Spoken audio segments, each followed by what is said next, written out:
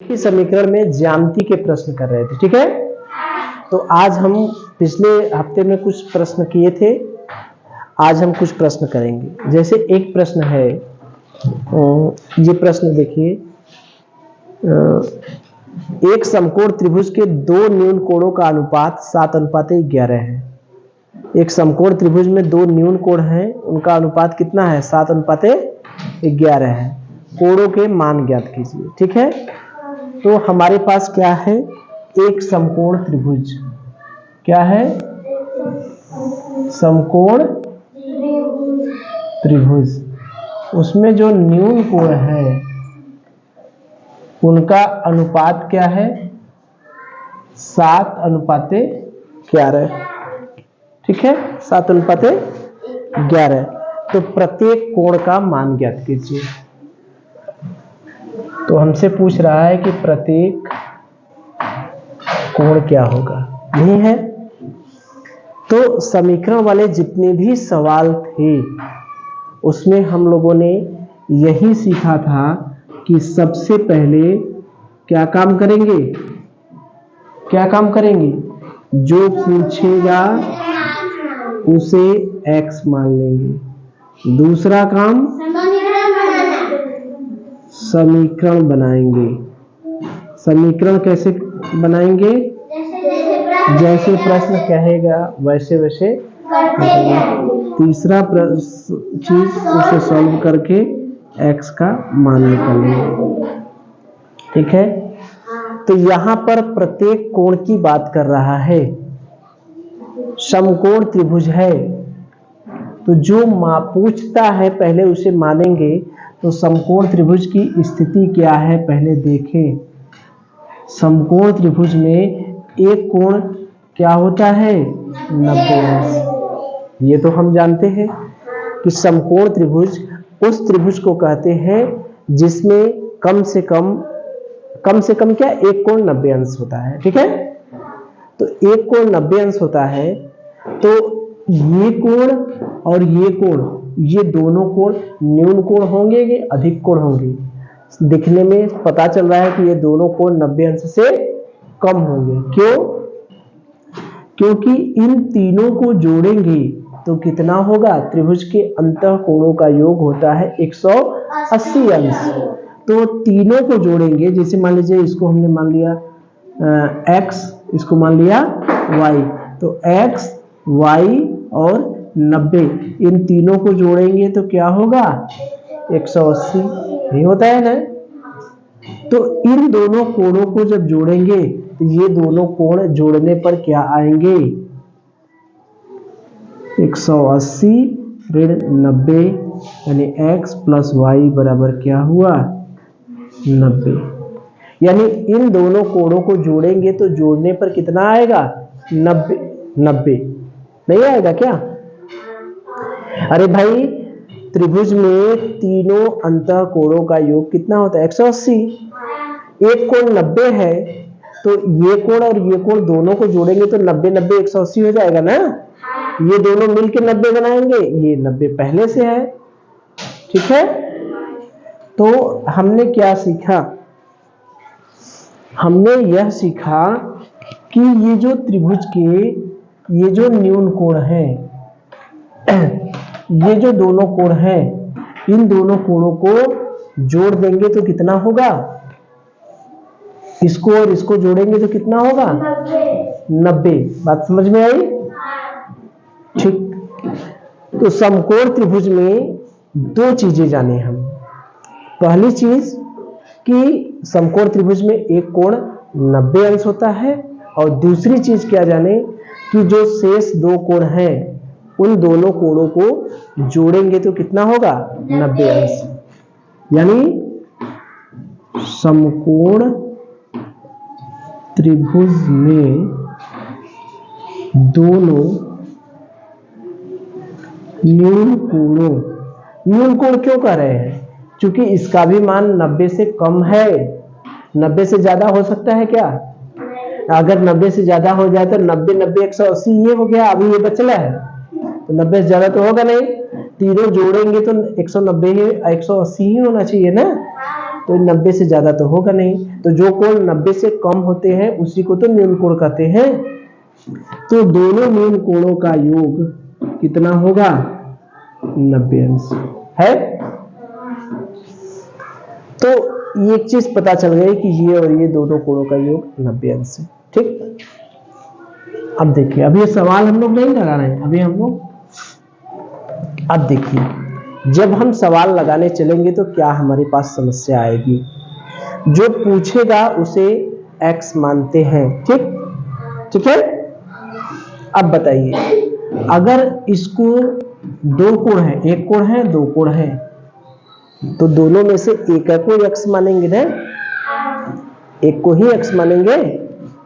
तो अगर हमने इसको x मान लिया तो ये कोण क्या होगा बताइए? अरे दोनों को जोड़ेंगे तो क्या होगा? 90। आइए चलिए पहले ये देखिए, ये देखिए, अगर ये 30 होगा, इसको और इसको जोड़ने पर कितना होता है? 90। अगर ये 30 है तो ये कितना होगा? 60। कैसे आया 60? इस 90 में से इसको, ये 90 में से इसको घटा दिए तभी नहीं है 60। अगर ये 10 होगा तो ये कितना होगा? कितना होगा? 80। 80 कैसे आया? इस 90 में से इसको घटा दिए। अगर ये x है तो ये क्या होगा बताइए? कितना होगा? 90 x नहीं होगा क्या? अरे अगर ये x है तो 90 में से इसको घटा देंगे, यही होगा ना? बात समझ में आई? फिर भी हमारा काम नहीं बनेगा। क्यों? क्योंकि यहां पर अनुपात है। ये तो हमने समझाने के लिए बताया, ठीक है। ये क्या है? अनुपात। तो जहां अनुपात होता है, जहां क्या होता है? अनुपात। अनुपात का पूरा एक चैप्टर है, वो चैप्टर हमने पीछे पढ़ाया है, हो सकता है ध्यान से उतर गया हो, ठीक है। उस अनुपात वाले पाठ में हम लोग क्या क्या सीखे थे, एक बार फिर हम बता दे रहे हैं। अनुपात होता क्या है? जैसे हम कहें 4 और 8 में अनुपात, इसका क्या मतलब हुआ? 4 और 8 में अनुपात निकालना है, यानी 4 अनुपात का निशान ये से होता है, ये जो दो है जिसको विसर्ग कहते हैं ना, वही अनुपात का निशान है। 4 अनुपात 8, इसका मतलब होता है, इसको हम बटा भी समझते हैं, 4 बटे 4 अनुपात 8 को 4 बटे 8 भी हम लोग कह सकते हैं, ठीक है। इसको 4 से काट दे 1, और ये क्या हो गया? 2। तो ये क्या हो गया? 1 बटे 2। 1 बटे 2 को हम लोग 1 अनुपात 2 भी कह सकते हैं, ठीक है। तो या तो इसको ऐसे समझे या तो ऐसे समझे, 4 अनुपात 8, इसका मतलब जितनी संख्या से इसमें भाग देंगे उतने से उसमें भी भाग देते हैं। अरे 4 बटे 8 को जब हम लोग काटते हैं तो जितने से भाग ऊपर देंगे उतने से भाग नीचे देंगे ना, तो वही है, 4 से भाग दिए तो 4 एक है 4, 4 दूनी 8, कितना आ गया? 1 अनुपात 2, ठीक है। अब हम इसको बटे के रूप में देखें, अगर 1 अनुपात 2 है तो इसको हम क्या कह सकते हैं? 1 बटे 2। अगर इसमें हम 2 से गुणा कर दें तो ये क्या बन जाएगा? 2 बटे 4। अगर इस 1 बटे 2 में 3 से गुणा कर दें ऊपर नीचे, 3 बटे 6। 1 बटे 2 में हम 4 से ऊपर नीचे गुणा कर दें तो 4 बटे 6। जितने से ऊपर गुणा करते हैं उतने से नीचे गुणा करते हैं। क्यों? क्योंकि इसका मान परिवर्तन न हो, मान परिवर्तन, मान न बदले। इसका मान भी 1/2 होगा, काटेंगे 1/2, इसका मान भी 1/2 होगा, इसका मान भी 1/2 होगा। तो सबका मान 1/2 रहे, मान न बदले, इसलिए अनुपात वाले प्रश्न में हम लोग जो अनुपात रहता है, अनुपातिक संख्या रहती है, जितने से ऊपर गुणा करेंगे उतने से नीचे गुणा करेंगे। ठीक है, चलिए ये बात समझ में आ गया। हम क्या कहें, हमने यही कहा कि अनुपात वाले प्रश्न में जो 7:11 है, इसमें अगर माना अनुपातिक संख्या x है, ठीक है, तो इसको हम 7x अनुपाते 11x कह सकते हैं। क्यों? क्योंकि x से गुणा इसमें भी किए, x से गुणा इसमें भी किए, कोई परिवर्तन नहीं हुआ। अरे भाई 7/11 है, 7 में ऊपर भी x से गुणा कर दिए, नीचे भी x से गुणा कर दिए, दोनों में कोई परिवर्तन हुआ? अभी तो हम ये सीख रहे थे। तो x अनुपातिक संख्या है। ठीक है, चलिए अब सवाल लगाया जाए। इतनी चीजें अगर हम समझ गए तो अब हम सवाल लगा सकते हैं। ठीक है, अब फिर से शुरू से हम लोग चलें। इतनी बात समझ में आ गई, अनुपात का कुछ आइडिया हो गया, समकोण त्रिभुज के बारे में कुछ जान गए। अब देखिए समकोण त्रिभुज में न्यून कोणों का अनुपात, किसके बारे में बात हो रही है? न्यून कोण के बारे में। 7:11 है, प्रत्येक कोण ज्ञात कीजिए। हमको यह पता है कि जो पूछेगा उसे मान लेंगे, समीकरण बनाते हैं, फिर उस समीकरण को सॉल्व करते हैं। ये इतनी सी जानकारी हमको पता है। तो जहां अनुपात रहता है वहां पर अनुपातिक संख्या माना जाता है। क्यों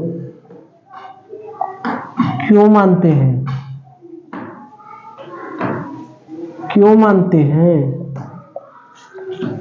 यहां पर दो कोण बनेंगे ना। अरे भाई समकोण त्रिभुज में अभी हमने देखा ना कि एक कोण तो 90 हो गया, तो एक कोण ये हुआ, एक कोण ये हुआ, तो इसको क्या मानेंगे? हमें मानना है x। तो जहां दो लोग रहते हैं वहां पर एक को अगर x मानते हैं तो उसके अनुसार इसका मान 90 ऋण x हो जाएगा। क्यों?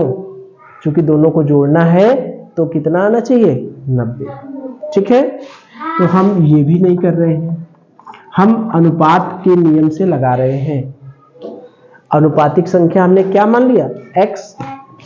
तो एक कोण क्या हो गया? 7x। दूसरा कोण क्या हो गया? 11x। दोनों का गुणा कर दिए।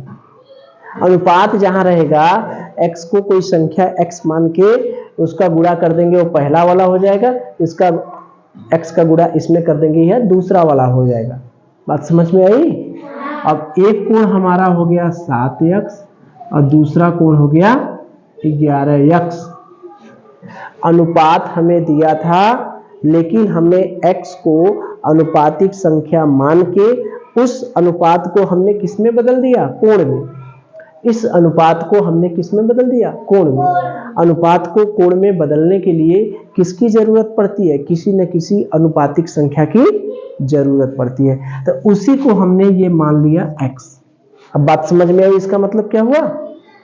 यहां पर थोड़ा सा इधर उधर करके x मानना है, अनुपात की वजह से अनुपातिक संख्या हमने x मान लिया।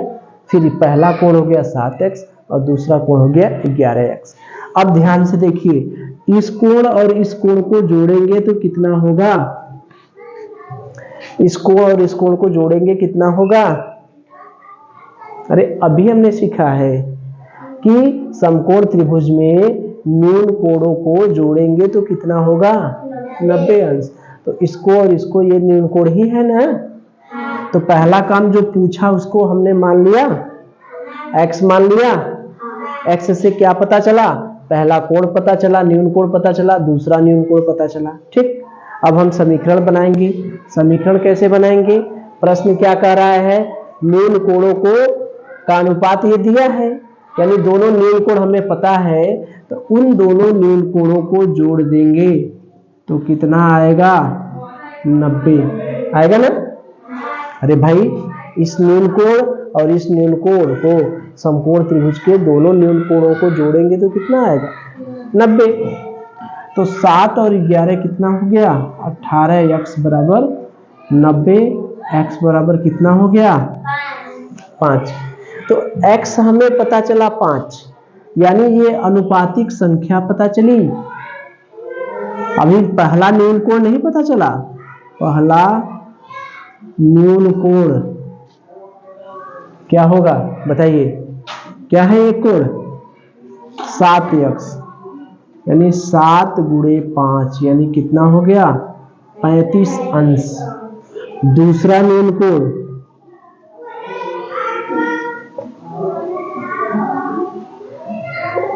11x, 11 गुणे 5 कितना हो गया, 55 अंश। ठीक है, तो दोनों न्यून कोण पता चल गए।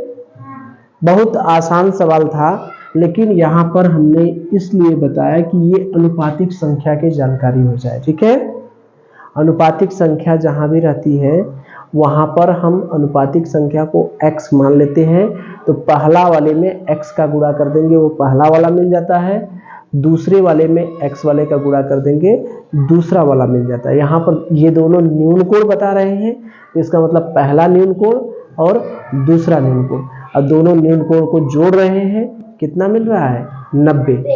हमसे जो पूछा उसको मान लिया x, यानी अनुपातिक संख्या मान लिए x, और समीकरण बनाने के लिए पहला न्यून कोण और दूसरा न्यून कोण दोनों को जोड़ दिए, ये हमारा बन गया समीकरण। इस समीकरण को हल किया, x का मान निकल गया। जब x का मान निकल गया तो पहला कोण है, 7 में x का गुणा कर देंगे, पहला कोण निकल गया 35, और 11 में x का गुणा कर देंगे, दूसरा कोण निकल गया। ठीक है, चलिए, तो ये हमारे ज्यामिति के प्रश्न समाप्त हो गए हैं। इसके बाद जब भी हम प्रश्न करेंगे चाल, समय और दूरी, क्या, चाल, समय और दूरी। ठीक है, चलिए।